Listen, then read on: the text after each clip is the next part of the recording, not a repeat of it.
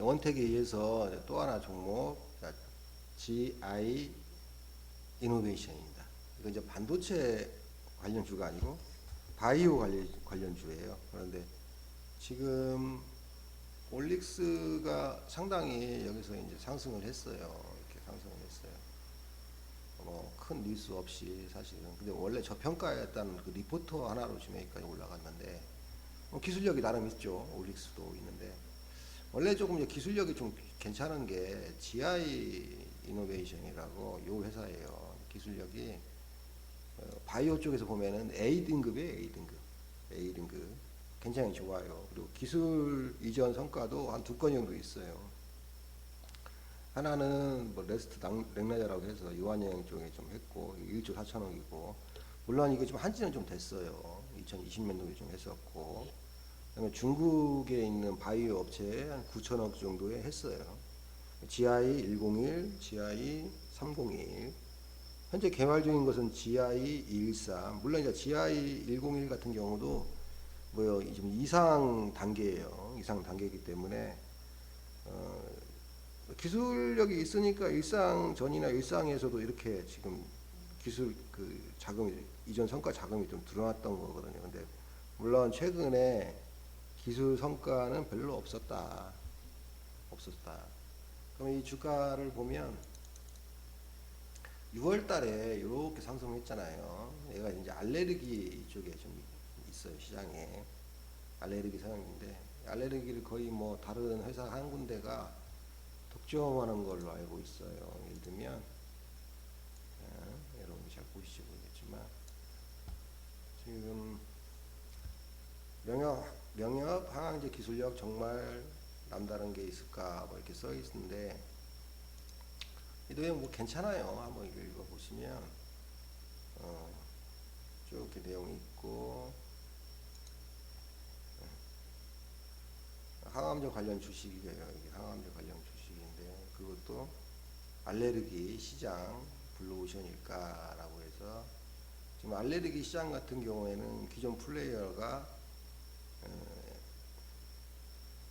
뭐 기존의 FDA 유일하게 지금 가지고 있는 회사가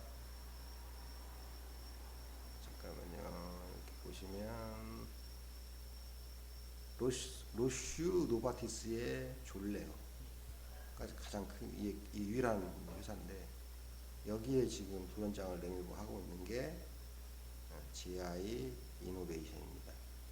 물론 이거 외에도 다른 것도 하는데 이게 좀 시장에서 크다. 그래서 괜찮게 보고 있다. 뭐 기술 이전 성과는 보시면 GI10 같은 경우 중국 심시오사 9천억을 했고 심시오 유한양에는 1조 4천억 했고 GI113은 뭐 비만 치료인데 개발 중이라고 해요. 그리고 프로제노가 M인데 이것은 뭐 현재는 뭐 사실은 크게 항노화 연구 같은 경우 이쪽은 크게 별로 없다. 내용이 큰 내용은 없습니다.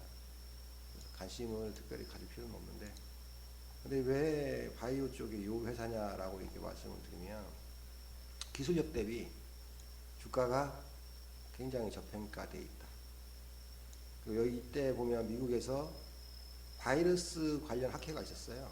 그래서 이때 주가가 한번 이렇게 좀 쭉 상승을 했죠. 이제 학회가 끝나고 학회가 여기서는 끝났을 거예요. 끝나고 여기까지 찍었다가 다시 이렇게 내려왔다가 최근에 다시 이게 이평선을 돌리는 이 퍼포먼스를 좀 보여줬어요. 나쁘지 않다.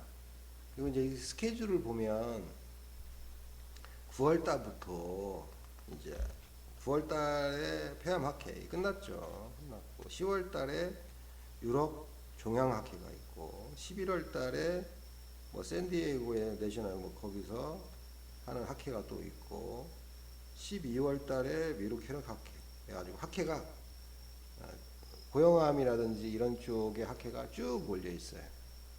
그래서 그 학회 위주로 뭐 발표하고 임상 발표하고 데이터 발표하는 회사들이 보면 GI 이노베이션, 뭐 니가캠 바이오 주가가 안 떨어지죠. 아직은 남아 있으니까 학회가.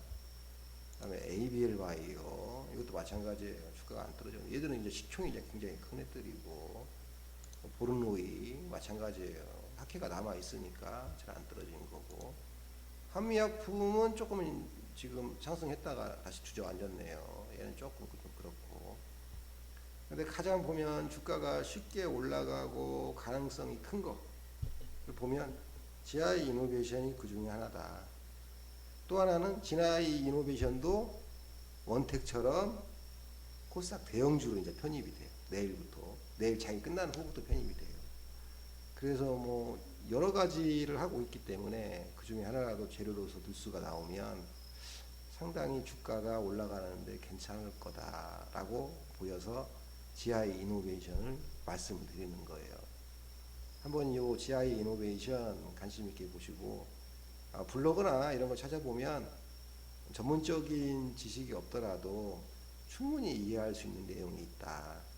현 주가 상태는 시드를 적게 넣고도 수익을 많이 낼 수 있는 구간으로 보인다. 만약에 하락하면 추가 매수하면 안 돼요. 지켜보다가 어쨌든 이 회사 같은 경우에는 10월달 유럽 중앙학회가 17일부터 21일까지 있는데 그 안에는 한번 움직일 수 있다. 그래서 같이 보셨으면 좋겠다. 그 안에. 근데 우리나라가 이제 그 10월달에 추석도 있고 해서 시간이 또 금방 갈 수도 있어요. 그래서 좀 그 부분도 생각을 해줬으면 좋겠고, 지금 관심 가진 차트의 모양은 완성이 된 거다.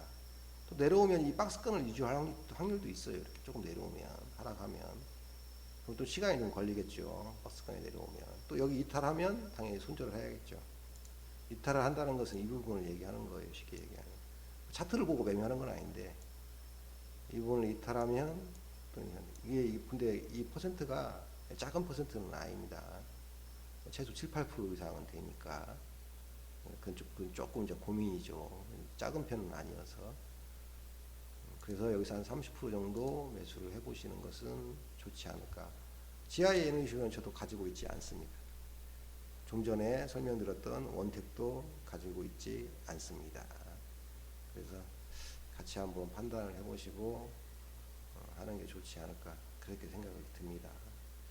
그래도 오늘 주가를 보면서 제가 한 일주일 됐나요? 연료 전지에 대해서 이렇게 설명을 해드렸던 것 같아요. 이렇게 보면.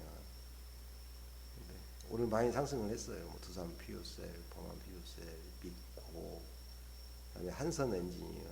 한선 엔지니어는 저도 알고는 있었는데 워낙 시총이 작아서 제가 설명을 안 들었었는데 오늘 그 상한가까지 갔더라고요. 굉장히 힘을 보이고 뭐 괜찮은 주식이었는데, 미코는 아무래도 좀 힘이 딸립니다. 이 친구. 범한 피오스에는 좀 의외했어요. 아마 이것도 시총이 작아서 간 것 같아요.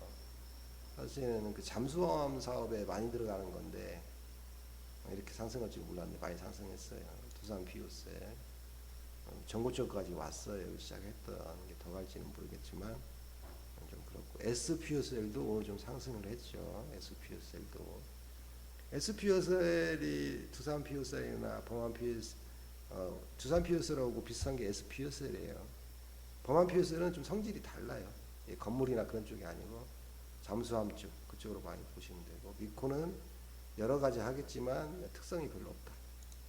한선 엔지니어링은 오늘 상한가를 가게 했지만 소형주에서 가능하지 않았나 하고, 비나텍이 찐이긴 한데, 우리 흔히 말하는 찐이긴 한데 최근에 주가 상승률이 굉장히 높았죠. 그래서 오늘은 오히려 차익 매물이 좀 나왔지 않았나 하는데, 기간 수급은 오늘도 꾸준히 좋았다. 그래서 아마 잘 지지하고 더 갈 수 있는 상황도 된다. 이렇게 보입니다. 자, 오늘은 여기까지 하도록 하겠습니다.